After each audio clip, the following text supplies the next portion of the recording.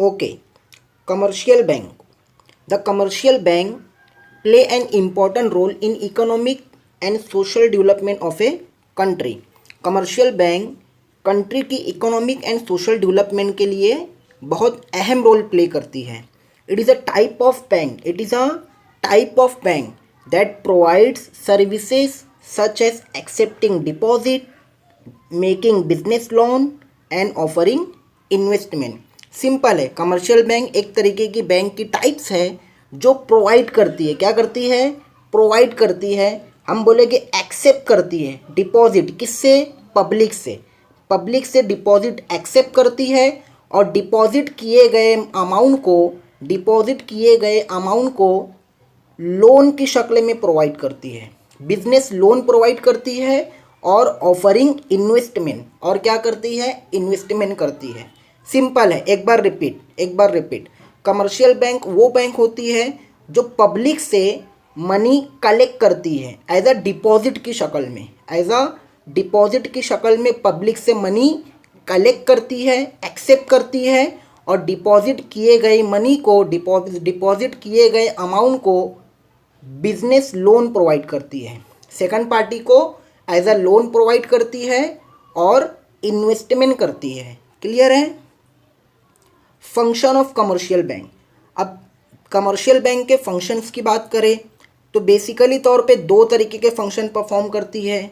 First is primary function, second is secondary function. अब बात करें प्राइमरी फंक्शन की तो first is accepting deposit accept करेगी, granting loans and advance. Secondary function agency function and utility function. Deep में discuss करेंगे इसे. Clear है? So now let's discuss one by one. So first is primary function. Under primary function, accepting deposit. The deposit can be classified into two types, that is time deposit and demand deposit. Time deposit are called as time deposit because they are repaid to the customers after expiry of decided time. Time deposit वो deposit होता है जिसे expiry time के बाद ही customer को repaid किया जाता है. क्लियर है? एक मेच्योरिटी डेट होती है डिपॉजिट की, एक मेच्योरिटी डेट होती है. वो मेच्योरिटी डेट ख़त्म होने के बाद ही कस्टमर को अमाउंट रीपेड किया जाएगा. क्लियर है? इसमें अगर हम फर्स्ट की बात करें तो first is fixed deposit. Fixed deposit account is an account where fixed amount is kept for fixed period of the time bearing fixed interest rate. Clear है?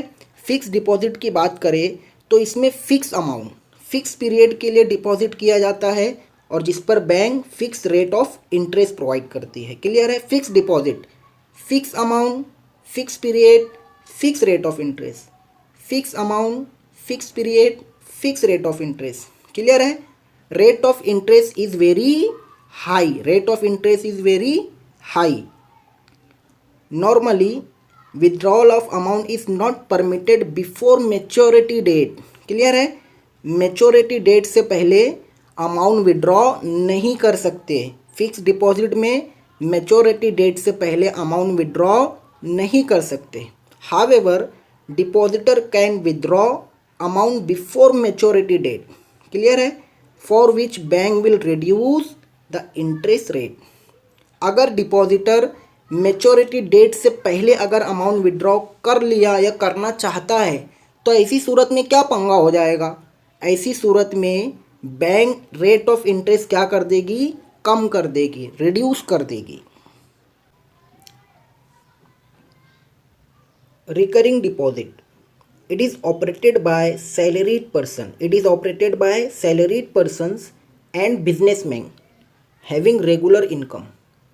क्लियर है? इसे कौन ऑपरेट करता है? इसे salaried person and businessman operate करते हैं. A certain fixed sum of money is deposited into the account every month withdrawal of accumulated amount along with interest is paid after the maturity date। Clear है। अगर हम बात करें as compare to fix deposit से अगर recurring deposit को compare करें तो वहाँ पर फिक्स अमाउंट फिक्स पीरियड के लिए fix rate of interest. But यहाँ पर क्या होता है, यहाँ पर जैसे हम फिक्स डिपॉजिट की बात करें तो वहाँ पर हमने fix amount fix rate fix time के लिए डिपॉजिट कर दिए थे। मीन्स 10 लाख रुपया, सपोज करो 10 लाख रुपीज़ हमने 10 साल के लिए डिपॉजिट कर दिए। क्लियर है। बट यहाँ पे क्या होता है, 10 लाख रुपीज़ हम लोग डिपॉजिट नहीं करेंगे, यहाँ एवरी मंथ हम लोग कुछ फिक्स अमाउंट डिपॉजिट करते रहेंगे, मतलब बारी बारी डिपॉजिट करते रहेंगे। वहाँ पर 10 लाख रुपया एक साथ डिपॉजिट कर दिया 10 साल के लिए। बट यहाँ पर हर महीने सपोज करो 10-10 हज़ार रुपये डिपॉजिट करोगा, हर महीने 10-10 हज़ार रुपये डिपॉजिट करोगा। ठीक है। और उसकी जो डेट होगी वो एक मेच्योरिटी डेट होगी, मतलब उससे पहले मैं पैसा विड्रॉ नहीं कर सकता। जब मेच्योरिटी डेट कंप्लीट हो जाएगी तो विड्रॉ किए गए अमाउंट के साथ इंटरेस्ट का अमाउंट भी मैं विड्रॉ कर सकता हूँ। मतलब मेरा डिपॉजिट और मेरा इंटरेस्ट दोनों मैं मेच्योरिटी डेट कंप्लीट होने के बाद क्या कर लूँगा, विड्रॉ कर लूँगा, बैंक से निकाल लूँगा। क्लियर है। Normally rate of interest is higher, इस पर भी रेट ऑफ इंटरेस्ट हाई होता है, बट फिक्स डिपॉजिट के कंपैरिजन में उसके कंपैरिजन में कम। Demand deposit are those which are repaid to the customer whenever they demand. Demand deposit वो डिपॉजिट होते हैं जो कस्टमर की डिमांड करने पर हमें, या हम बोलेंगे बैंक को रीपेड करना पड़ता है। ठीक है। जब भी कस्टमर डिमांड करेगा तो बैंक को उन्हें अमाउंट रीपेड करना पड़ेगा। इसमें फर्स्ट है saving account. It is generally operated by those who earn regular और fix income. It is generally operated by those who earn regular और फिक्स इनकम। ठीक है। जिनकी रेगुलर या फिक्स इनकम होती है ऐसे पर्सन क्या करते हैं, सेविंग अकाउंट को ऑपरेट करते हैं। सच जैसे हम बात करें सच एज सैलरी और wages, they are restriction on withdrawal of limit. ठीक है। पैसा निकालने पर रिस्ट्रिक्शन होता है, एक लिमिट होती है कि महीने में तुम इससे ज़्यादा पैसा नहीं निकाल सकते, इतनी बार ही विड्रॉ कर सकते हो। ठीक है। From this accounts carry low rate of interest. ठीक है। अगर हम बात करें चारों अकाउंट के कंपैरिजन में, जैसे फिक्स डिपॉजिट हो गया, रिकरिंग डिपॉजिट हो गया, ठीक है, करंट अकाउंट हो गया, करंट अकाउंट पे तो नॉर्मली इंटरेस्ट देते ही नहीं है बैंक, सेविंग अकाउंट हो गया, तो सबसे low rate of interest saving account holder को बैंक प्रोवाइड करती है। क्लियर है। क्या बातें याद रखना इसमें, इसे कौन ऑपरेट करता है, रेगुलर और फिक्स इनकम वाले पर्सन इसे ऑपरेट करते हैं, जैसे सैलराइज पर्सन हो गए, वेजेस होल्डर हो गए। क्लियर है। इस पे जो विड्रॉ करने की क्या होती है, रिस्ट्रिक्शन होती है, एक लिमिट होती है ना, कि 2 लाख से ज़्यादा अमाउंट नहीं विड्रॉ कर सकते, 3 लाख से ज़्यादा विड्रॉ नहीं कर सकते। ये बैंक टू बैंक कैरी होता है। ठीक है। बैंक टू बैंक कैरी होता है। महीने में 10 बारी विड्रॉ कर सकते हो, महीने में 5 बारी विड्रॉ कर सकते हो, उससे ज़्यादा नहीं कर सकते। ठीक है। तो ऐसी रिस्ट्रिक्शन होती है। This account carry low interest rate, बस इसमें इतना ही याद करना है normally.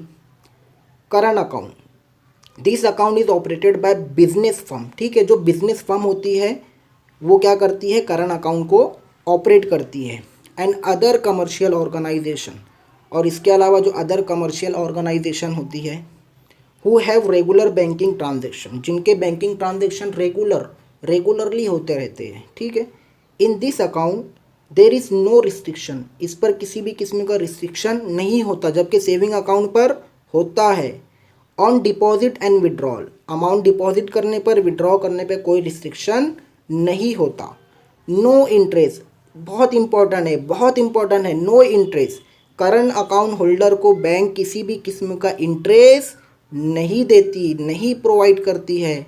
By the bank on this account overdraft, अरे सर इंटरेस्ट नहीं देती है तो उसके बदले क्या देती है, इंटरेस्ट नहीं देती है तो सर एक फैसिलिटी देती है जिसे हम बोलते हैं ओवरड्राफ्ट फैसिलिटी। ठीक है। इंटरेस्ट ना देते हुए बैंक करंट अकाउंट होल्डर को ओवरड्राफ्ट फैसिलिटी प्रोवाइड करती है। ठीक है, मीन्स एक्सेस अमाउंट, जितना हमारे अकाउंट में डिपॉजिट है उससे एक्सेस अमाउंट हम लोग विड्रॉ कर सकते हैं। That's called overdraft facility.